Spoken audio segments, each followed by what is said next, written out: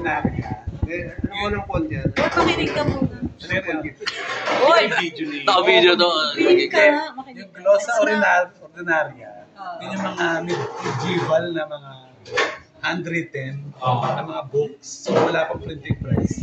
Sunod-sunod nila yung nag-transfer sila hand lahat sa so may illustration siya, tapos may explanation siya. Usually mga commentary sa Bible. Okay. Okay. Tapos ito, hindi ko lang sa nakuha, pero ang laman nito, Ayan. Google Translate.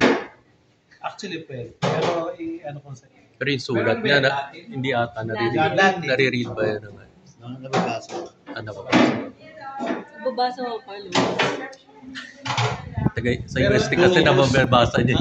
Ang translation niyan is yung pagpapanganak Pagpapamanak. nung medieval time.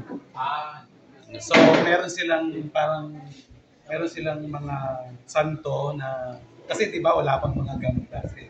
So parang may stampitan nilalagay sa tabi ng bagong para mabawasan yung sakit.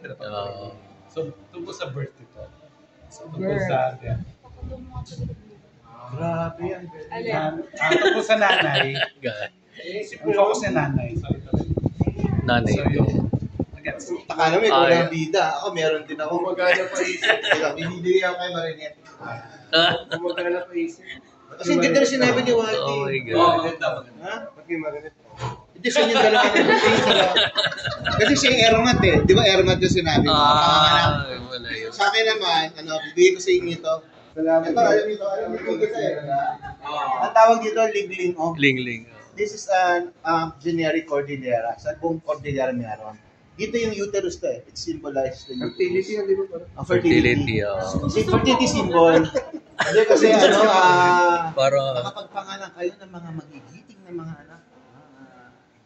At nagpapasalamat ako. Papasalamat ka din sa pagkakaroon na. Anong ginagamit yung dalawa sa buong